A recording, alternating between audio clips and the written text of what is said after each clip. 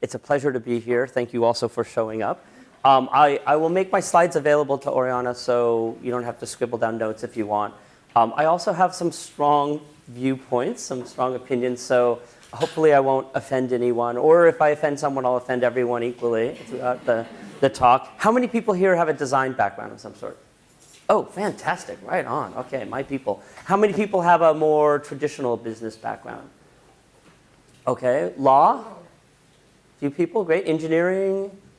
Right on. OK, what about just sort of straight up academia?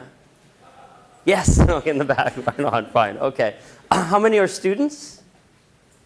OK, and then how many are like working professionals?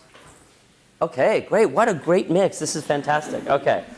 Really quickly, Elizabeth already talked a little bit about my design, my background. I'm like many of you. I have a design background. I actually am trained as an automobile designer. And I didn't go into the profession because, especially when I came out of school, automobile design was a really interesting passion of mine, an interesting endeavor. But the industry was just terrible. It was all compartmentalized. Cars weren't looked at as a holistic experience. And I just really didn't want to go into that industry, even though the profession I really liked. Instead, I went into something called information design, which back then, I have a fair amount of gray hair, back then was all in print for the most part. So I've worked on a lot of heavy information products and directories and catalogs. But I really grew up professionally in interaction design.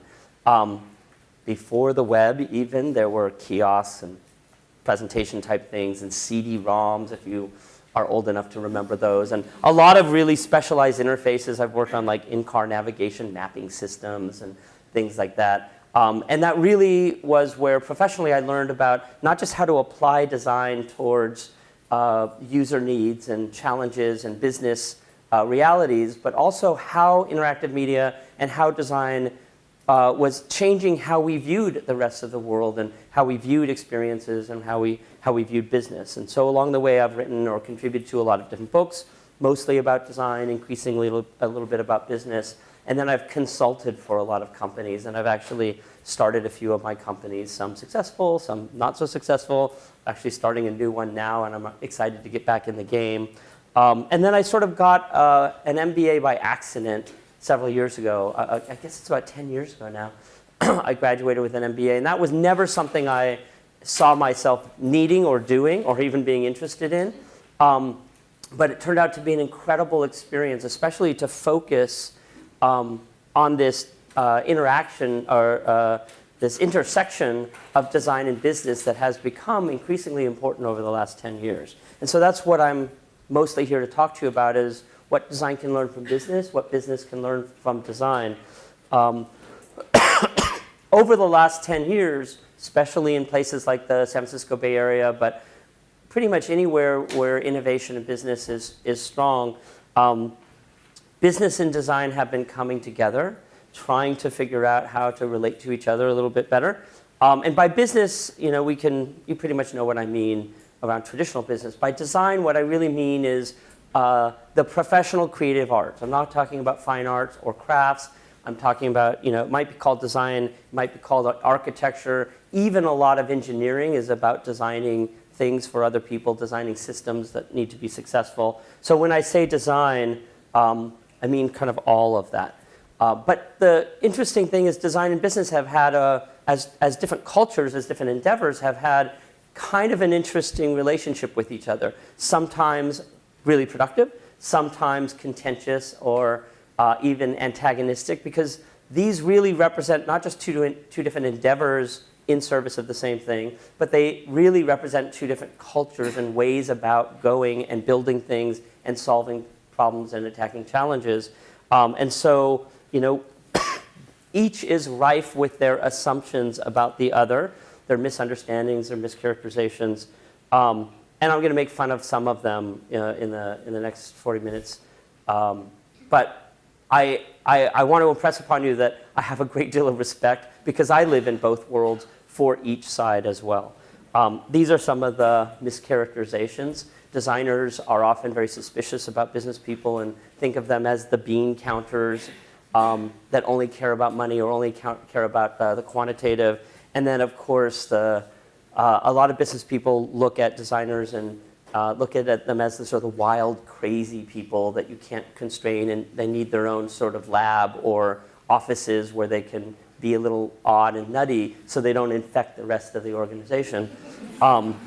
Really what's going on is that one of these cultures, usually the business culture, is very focused on optimization. They want to grow things, they want to figure out what works, and then use it incessantly because they want everything to get better. They want to control things, they want to reduce things to metrics because that's how you manage things. There's nothing wrong with any of this.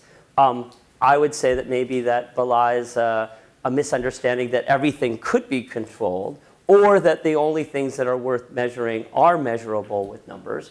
But a lot of people go into business because they're comfortable with the quantitative, they're comfortable with things being described as in numbers, and they're really interested in optimization.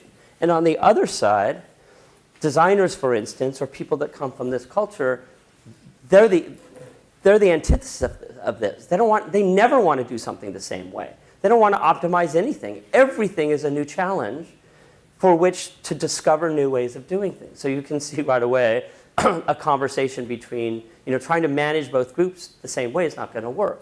The truth is we need both of these cultures. We need both of these or all of these perspectives. But that creates a fairly dynamic system that is not easy to manage.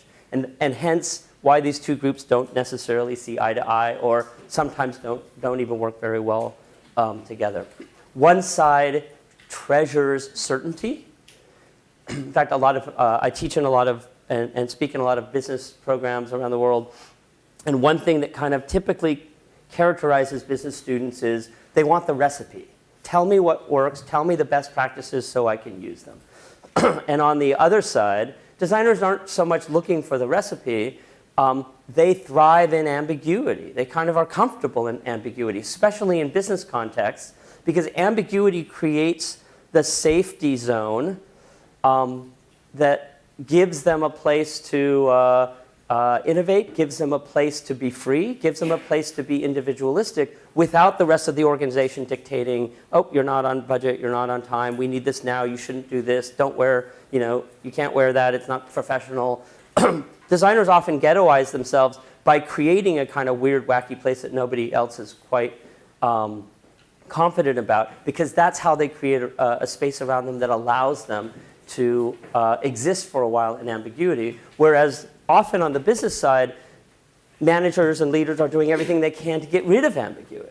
And hence, that's sort of the big frisson between these groups. If you want to innovate, you have to find some comfort with ambiguity. And one of my professors at my program in San Francisco, she's actually actively trying to change the definition of, instead of masters of business administration, it should be masters of business ambiguity. Because really, if you want to innovate, and most people say they do, you have to find a comfort with ambiguity, which is why design thinking and a lot of design processes can have a great deal of value to business. And I think it's why a lot of businesses, especially in the tech industries, but increasingly in financial services and healthcare and other industries, are looking to design and design thinking as a way of dealing with the ambiguity that they're never going to get rid of in the first place. On the business side, there's right now innovation is sort of talked about as, concentrate and focus on the minimal viable product.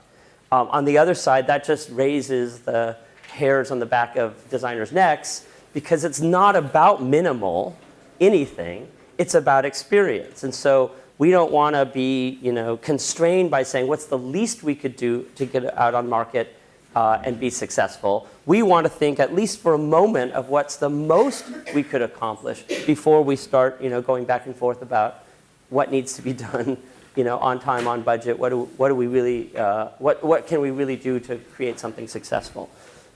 Both of these sides, both of these cultures, are really trying to serve the same thing, but they do so in very different ways, often with very different vocabularies and processes, and those processes don't necessarily mesh terribly well all the time. This is what I learned in business school, basically. On the business side, traditional business tools and processes and sort of foci are focused very much on financial value and functional value. And this is also very true in the tech industry especially, where You do not go into the tech industry and pretty much everything you do on the business side is about price and performance. Everything in marketing, for the most part, and market strategy, positioning is all oriented to, or has been in the past, price and performance, price and function. And that's great. Price and function are really important. But on the, on the design side, we know that there's a lot more than just functional value and financial value, but we've been really terrible about learning how to talk about it, especially to other people. The reality on the business side, especially in fields like economics, is we know that there's more than just price and function. Even though we've got about 70 or 100 years worth of tools that have really optimized our ability to measure and build functional value and financial value, we know that there's something more. We see it every day. And so economists come up with, hopefully you can read that fairly well. Don't try to copy it down. It's not real. It's not true. It's not worth talking about, other than as an example of how economists and people on the traditional business side are trying to grapple with the idea that, yeah, there's more there, and we just can't quite figure out how to get to it or describe it. So you get sort of these kind of scary equations that are great attempts, but still incomplete. And partly why they're incomplete is because they're still assuming a frame of quantitative value, of quantitative metrics that are going to describe this thing. We also have a whole industry on the business side around brand and brand experience and brand strategy and brand value, and they've got their equations that they're using to try to grapple with this extra value we see in the market, the idea that someone can sell their goods for a lot more than another person or another company, and essentially they're the same kind of goods. That extra premium, people are trying to grapple with about how to describe it, because if we can't describe it, how do we build it, and certainly how do we manage it? And so what we teach our students is that there are at least 5 kinds of value in the world. There is the functional and the financial, absolutely. And those are easily described in numbers. Unfortunately, the other 3, emotional value, identity value, meaningful value, they are not easily identified or described in numbers, and they may never be easily described in numbers. They're more qualitative, but they're incredibly real. And for a lot of quantitative optimizers, this becomes invisible to people. It's almost like a quantitative optimizer is almost like an autistic person that just can't sense stuff that's happening out in the world. In the case of autism, it might be social cues. This is qualitative value that is absolutely invisible to a lot of business people. And to the rest of us, it's there. We see it every day. The reason why you pay more for this car or that jewelry or this soda isn't because it gives you that much more functional benefit or because it's cheaper. It's because it's delivering something else that doesn't fall within that framework. The other thing to recognize, the other thing we teach to our students, is that these kinds of value that are getting, that are bidirectionally being traded in any kind of transaction, necessarily only transfer in the context of a relationship. No relationship, no value transfers. So there has to be some 2 parties in some sort of connection for whatever amount of time for value to transfer. And this is basically an admission that relationships are everything in business. They're not a nice to have. They're not the frosting on the cake when you feel like you're comfortable enough that you can go after that kind of value. They are all there is. All you do is create relationships with people so that value can be traded back and forth between you and something else, and someone else. And this is just as true with commercial relationships as it is with personal relationships. All your friends and family, all your acquaintances, maybe you're not giving them money to be your friends, but you're translating and transferring certain kinds of value, probably emotional and identity value, possibly meaningful value. And that's why you have a connection with them. The last sort of piece of this nesting is that you can't have a relationship unless there's an experience. Doesn't have to be a theme park experience, doesn't have to be the best experience in your life, but if there's no setting for experience, you don't get a relationship, doesn't occur. If there's no relationship, there's no value that can transfer. And so what this means to people is that you are in the relationship business. Every business is a relationship business, whether the business wants to identify it or not. And I know that sounds really obvious here, but in the past, relationships have been treated as this sort of extra bit to business. If you wanted to be, you could be focused on the relationships and not just on the bottom line.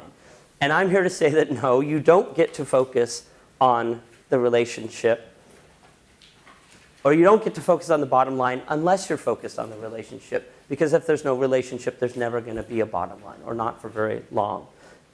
It also necessarily means that you're in the experience business. This is a very famous graph from a book from about 2000 called The Experience Economy, which was pretty much the first business book to make a business case for experience. And basically what they said was that as businesses move from a commodity focus to a product focus to a service focus to an experience focus, everything goes up. Your costs go up, but your revenue can go up, your increased customer loyalty, brand loyalty, profit margin, everything sort of goes up as you do this. And my problem with this is that they're treating experience as this sort of special thing that maybe you decide to be a part of or not. And that's absolutely wrong. Anyone who's ever used a product knows you're having an experience with it. Anyone that ever uses a service knows it's a good experience or it's a bad experience. And so the thing that's been missed here is that it's all experience. Yes, you can be a product experience focused company, or a service experience focused company, or events and environments, whatever, but you are never not an experience company. It's not an option. And so a lot of people read this book, especially in the business world, and thought, oh, someday maybe I'll be an experience company. But experience companies are like Disney and maybe Starbucks or Cirque du Soleil. They're not me. And the problem with this is they were missing the fact that, oh, no, you are an experience company. You're just creating crappy experiences because you're not focused on it, right? So we have to get this message right. You're in the relationship business, whether you like it or not. You're in the experience business, whether you like it or not. And there's more than just functional and financial value to be had on the table. And up till now, a lot of companies have been really successful at reaping the value of that other kind of qualitative value. But mostly they're doing it intuitively. Sometimes they're doing it accidentally. Because the tools that we use, the standardized tools in business, there's no room for them. There's no cell for relationships in Excel. There's no place on the balance sheet or your income statement that says emotional value. And so businesses are really struggling with the fact that the tools that have been standardized on how to run their business, how to manage, how to build, not just don't focus on these kinds of value or these kinds of things, is that they actively make it difficult to bring them in the first place. You've probably heard people say the business of business is business. And that's just bullshit. It's never been the case, right? But we have developed all these dogma, and then as we sort of professionalize the tools and processes of business around numbers, around spreadsheets, around the quantitative, it makes it very difficult to have a conversation about the qualitative, about the relationship, about the experience. And so it ends up looking like a veneer or an option or something extra or something special to just a few companies that can get away with it. And we forget that, no, all of that is part of every business. So our tools, even though they've become very sophisticated in terms of quantitative management over the last 7, 8, 9 decades, they've also created a problem that brings us to innovation. And in fact, it actively makes innovation difficult, which is why now the rise of interest around design thinking, because design thinking lives in this qualitative world. It lives in this ambiguous world. The reason why this is becoming valuable to traditional business is because it's essentially helping to correct 70 years worth of focus on not the wrong things, but not all of the things. So we have these 5 kinds of value. One thing about them is that they describe how deeply you connect with people, whether they're customers whether they're users or partners or constituents or citizens, whether they're friends or family. There's like shells around all of us. And how deeply you connect describes not only how stable the relationship is, but what kind of value you're now trading on those different levels. So the first thing that happens is we have functional value, and we all understand what this is. It's usually very conscious about us. If I were buying a new car or a new house or a new phone or a television or whatever, one of the first things I might do is talk about and think about, okay, of all the choices out there, and there are a lot of choices, which ones meet my functional needs? If I'm buying a car, how many seats do I need? How much power do I need? Do I need four-wheel drive? Do I want a sunroof? Do I need a super kind of stereo system? How many seats do I need, et cetera? All of that's very rational. We do this all the time. And we have no trouble actually speaking to other people about those needs. The next level in, however, is about financial value. I could buy the top-of-the-line Volvo. I could get a Hyundai. I could get an old Volkswagen Beetle or something. I could go get a Rolls Royce. I can get from point A to point B a lot of different ways and at a lot of different price points, and I'm just not willing to pay just anything to do so for that service. So the next set of decisions that I have are around financial value. Again, very quantitative, seen as very rational. And again, whereas I might not talk to the car salesman about what my budget is, I probably would talk to my friends about it. I don't have a problem talking about what my financial value is. Once we move to that next level and transcend the quantitative into the qualitative, this is where things get really interesting. And they get a little bit difficult because it is not unusual for a man of my age with my hair color to go into the automobile dealership to get a sedan for my family and to drive out of the automobile dealership with a brand new red convertible two-seater sports car, right? And I drive the long way home and take the curvy way, and I drive into my driveway, and just as I'm about ready to walk back in my house, it suddenly hits me, what did I just do? Like, my kids don't fit in this thing. I went over budget. My wife is going to kill, and I'm a smart, rational guy. How did that happen? Right? That happened because that car provided a great deal of emotional value, and because emotion is a level that's sort of deeper in our personalities and our psyches than financial and functional value, it can easily overpower our rational decision making around what my budget was and what my functional needs were. This happens every day. It's absolutely human. And it's absolutely rational too. I may have been unconscious of the fact that I had some unrecognized deep need to feel more accomplished or young or virile or successful or something. But this car satisfied those things on an emotional level. That's very powerful. But outside of salespeople who get this, by the way, salespeople know this instinctively. You can't be a good salesperson, a successful salesperson, and not get this. In fact, if you talk to any successful salespeople, they'll tell you, oh, yeah. If it comes down to money and price, I've already lost the sale. Because I can't do anything with that. I know the price, they know the price, that's the price. What are we negotiating over? They know that they're selling on the basis of identity and emotion and meaning. That's how come they're successful. But we call that irrational for some reason, mostly because emotions fall into this qualitative pile, and we don't have good ways of dealing with them yet. Psychologists, cognitive psychologists, they have models of emotion, but even there's no agreement about how emotions work. And then it gets even more complicated with identity and complicated still, again, with meaning. So I understand why people might be squeamish about what do we do in this area? Because there are no spreadsheets. There's no tools for calculating emotional value. But absolutely, it's important, it's powerful, and I'm going to show you in a second, it's the best kind of value. In fact, it's really the value, these three qualitative values, that all business people, especially in innovation, are trying to build in the first place. Identity is about, is this me? Am I a Coke guy, a Pepsi guy, a Red Bull guy, a Perrier guy? Would I be caught dead in a Ford or a Skoda or a BMW or an Audi, or it's a bizarre modern situation that we sort of assemble and support our identities around branded things in the marketplace, but we do. Even the no logo people are playing the same game. Their answer is just no logo, no brand, but it's still the same mechanism. Meaning's a little bit different. Meaning is about my relationship to the world and how I understand it. It's about my worldview. And if products and services and other kinds of things don't fit my worldview, they're not appealing in the least bit. If I don't think I'm the kind of guy that would go back to school, you could try to sell me on a grad program, a workshop, an executive program, all you want. I'm not that kind of guy.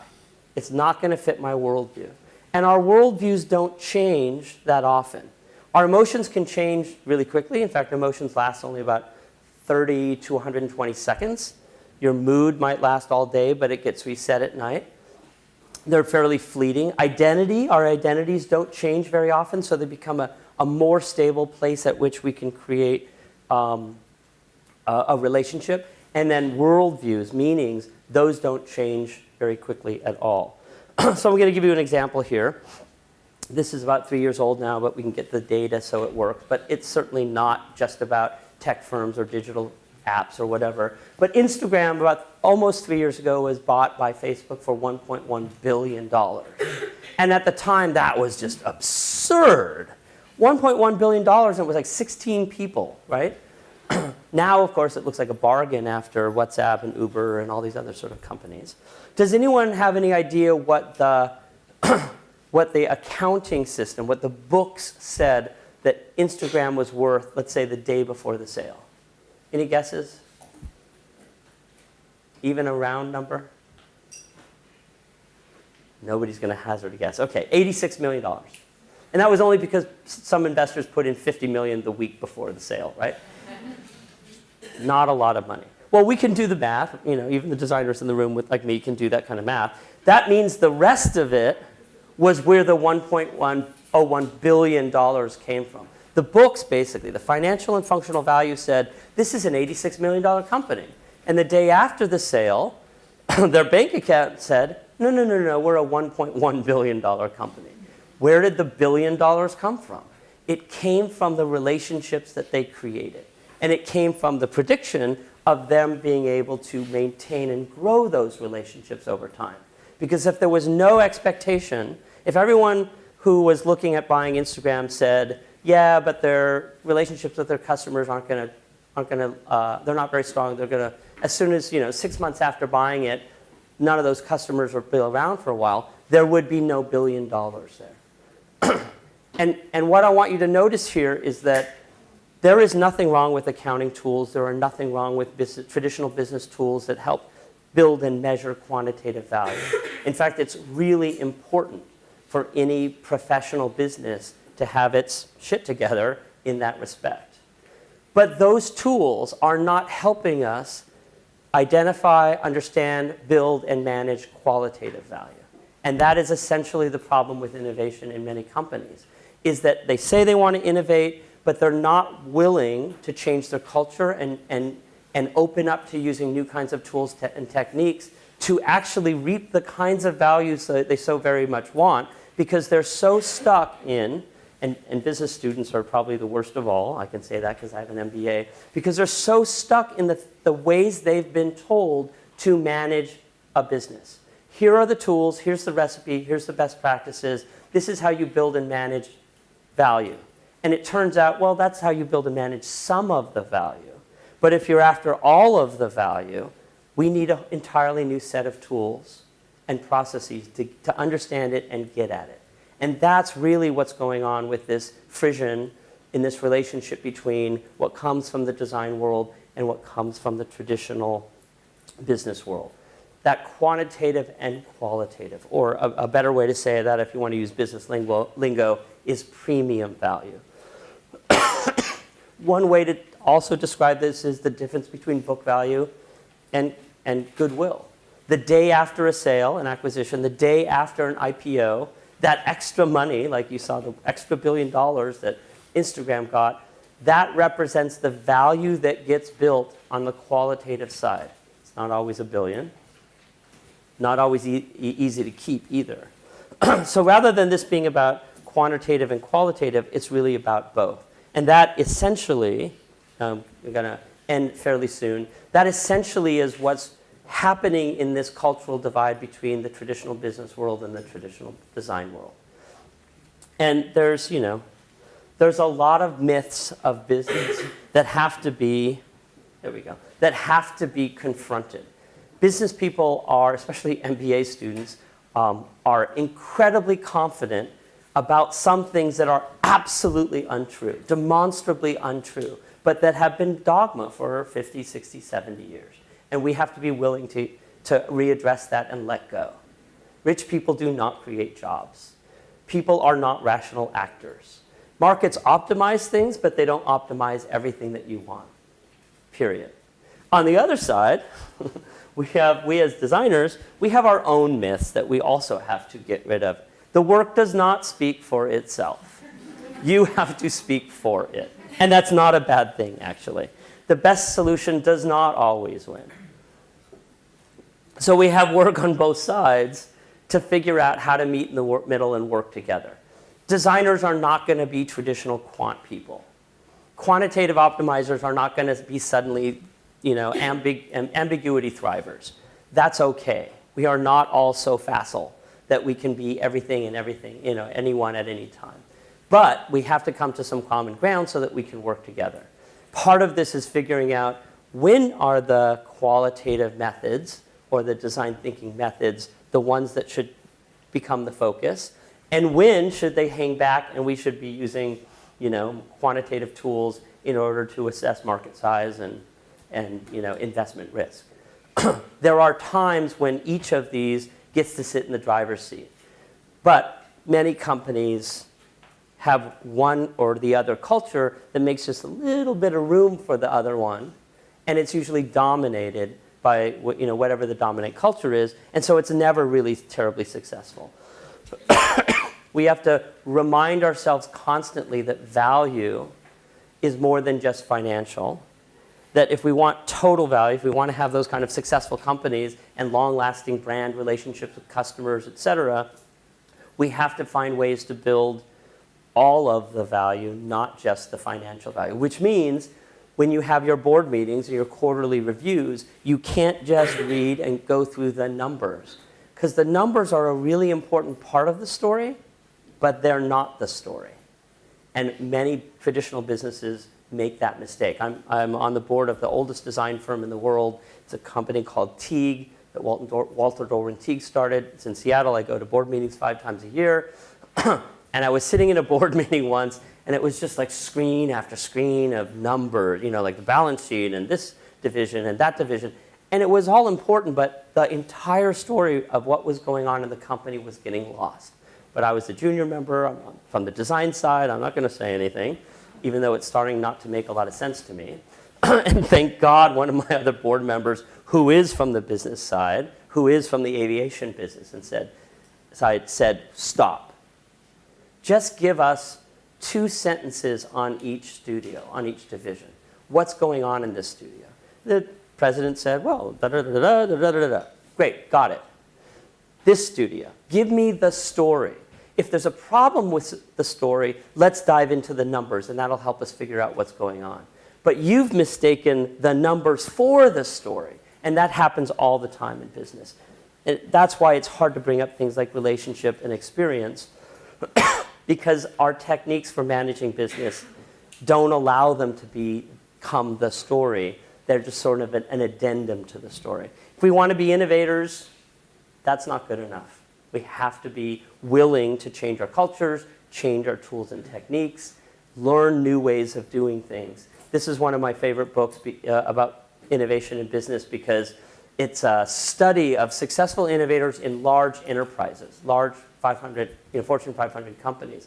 And what these researchers found is that by and large, the dominant pattern of people who were successful in these kinds of cultures at innovating were successful because they did everything wrong. They hid budgets. They didn't stop working on projects after they were told to or after the project was canceled. the things they did were fireable offenses because they knew that if this thing was going to live, it needed more time, it needed to be prototyped, we needed to learn more, and their management was like, nah, cut and run, not working, let's try something else, et cetera. So what they were doing were things that they could be fired for, and yet that was the only way that they could be successful. That's the mark of a corporate culture that's not ready for innovation. And I'm running out of time a little bit here because I want to leave time for Q&A. There are many kinds, or there's several kinds of innovation cultures. One's not better than the other. There are, the dynamic innovators and the creative innovators, and you'll get the slides for these so you don't have to write all this down, all the way down to the innovation outsourcers, which means your corporate culture innovates by buying innovation from other people, buying other companies, buying other products, buying other divisions, whatever. That's what works for you. Great. What we have to understand as businesses or any kind of organization is to know what our innovation culture is. If we want to do the work and we want to be a different kind of innovation culture, great, but that's a whole nother strategy. Better to just know what we are so we know how innovation is going to live successfully within our companies. And every segment of a company has its role to play in innovation. What leadership needs to do versus marketing, versus operations, versus R&D are all very different. And if we want to make room for innovation in a company and not just have it ghettoized in the design group, we have to change our priorities.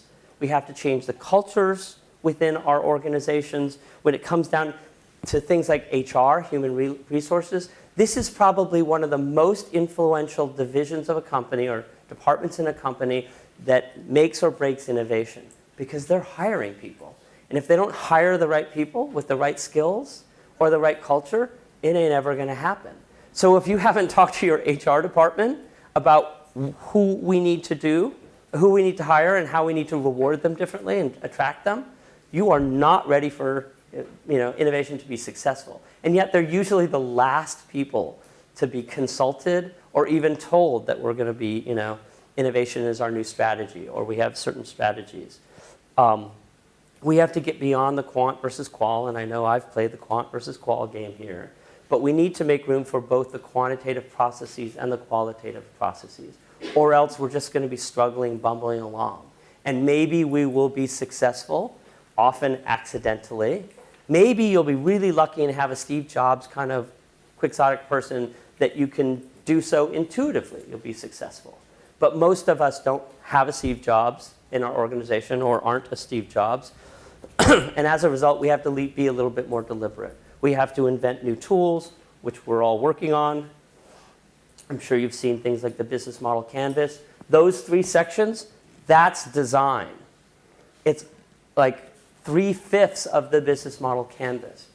That's one of the reasons why this is such a powerful tool.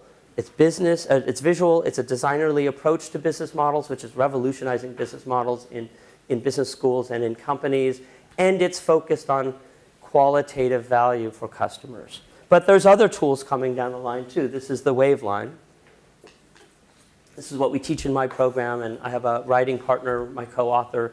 We're working on our second book together that describes a new tool for tracking the relationship, for focusing on qualitative value throughout the R&D process so we don't lose that thread and so it doesn't get lost in what we finally end up making. And then we're finding ways of doing this strategically, of aligning corporate strategy around meaning, not just customer engagement, so that meaning and meaningful value, which means the best kind of value you could ever exchange with someone, is core to the organization's strategy. It's not an extra nice to have. It's not sitting in a vision statement somewhere. It's part of the strategy of the company. And so that's where we're going. We have a long way to get there. We need a lot of help getting there. I assume that's why most of you are in this room anyway. And so I'm going to thank you for that help. The future of business is combining all of these requirements. They're no longer optional. They always were probably requirements, but we fooled ourselves to think that they weren't priorities or they were optional, they were extra, we didn't have to worry about them. Those days are gone. So thank you for being here. Thank you for doing what you're doing. Thank you for helping us figure out how to blaze into this new world, being respectful and participatory and collaborative with all these different cultures, all of which are important.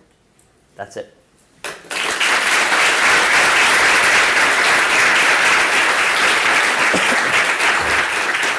I think we have about 10 minutes for Q&A, right?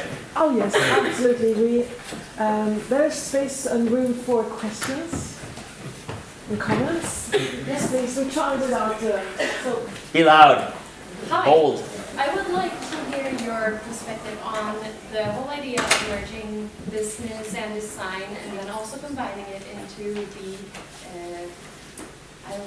evangelist era of agile development. Sure. Okay. I don't know if these two worlds, and there's probably more than just two worlds, right? There's a sustainability world, and engineering culture can be somewhat different. There's probably more than just two, but let's talk about these two because that's what we were talking about.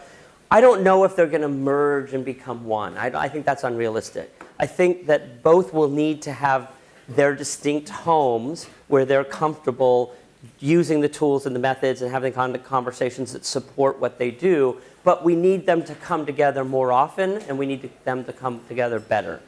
Part of that is respect, mutual respect.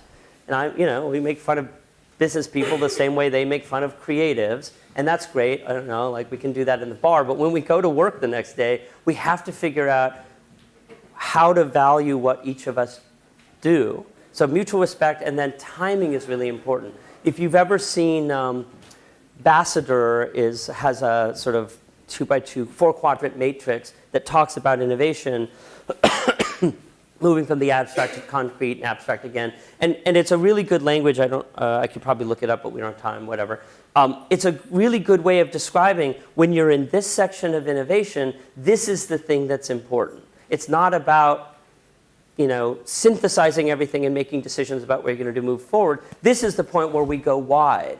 And so there's a lot of design tools that are really good about brainstorming and getting crazy and essentially expanding the opportunity space for us to find solutions. Later, there's a point where we have to come together. You don't do that, you're never moving forward, right? So a lot of this is about timing and respecting which skills and processes need to be employed at any given time. When I used to teach at Haas, the business school at Berkeley, in a product development class, there's a point about 6 weeks into the class where a few of a significant amount of the business students, so there's business students, engineering students, and design students together. And we find this out at the end of the class. We do an exercise. And there's always some business students, there are almost always business students, that say, yeah, at this point when we were doing this, I knew this was going to fail. This was a bullshit class. And it's because they were looking for the recipe and they were very rigid and they needed this sort of lockstep process. And it was the part of the process that said, no, you're out in the field of ambiguity. You need to go talk to people and come back. And it just didn't work for them. And what they would tell us consistently at the end of the semester was, I fought it, and then I just gave up.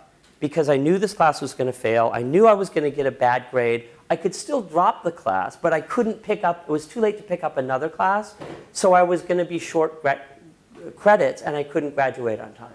So I literally just gave up. And that's when it started working.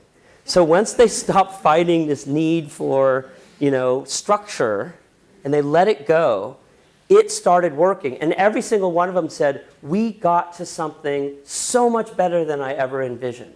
But these were quantitative optimizers that required structure, and there's a point where structure is not the dominant paradigm for that part of the process. So we have to figure out, and designers have the same problem with structure that these people had without structure. We have to figure out the timing of this. Now the second part of your question I forgot by now. Oh, Agile. So Agile is one of these structures that's actually really good. There's very good things about Agile. The problem with Agile is there's no place for design in Agile. You start working automatically and you iterate what you do. But there's never a point in Agile where you actually question, are we making the right thing? We've decided to make one of these. Great, and we're making it. But what if that's not the right thing to be made? And we're making one of these, but do we really know how our customers are going to use this one of these, what they really need? Because there's no place for customer research, specifically qualitative design research techniques. You just start coding. So the biggest problem with Agile is there's no design on the front end before it. And it's no different than waterfall engineering processes that also didn't have, qualitative research methods to begin with too. So you have to augment it. After that, there's nothing wrong with it. Lean is really good. Everyone's probably heard of MVP, minimal viable product. The problem with minimal viable product is none of us are living in a minimal viable world, right? So you may have decided that, oh, this is the least we can get away with, and there's a lot of reasons why you want to focus on that. You only have so much investment money. You only have so much time for market. But you can't go out with a minimal product if all your competitors are in a maximal experiential world. You're not going to win, right? And there's a great diagram where, there's sort of the pyramid of function and price and emotion and whatever. And most people think that minimal is just down here. It's when you focus on the functions necessary to go to market successfully. And the great thing about this diagram, and I don't know who did it the first time, is there's the triangle again. But the minimal is this. It's a sliver of the whole thing. And that's at least a closer way to think about it. But it's not minimal viable product. It's minimal viable experience. Zune, if you remember the Microsoft MP3 player, Zune was a minimal viable product. Functionally almost on par with the iPod. But it wasn't about the iPod at that point. It was about iTunes and iTunes Store and audiobooks. And there was an ecosystem that the Zune was competing against, not the iPod.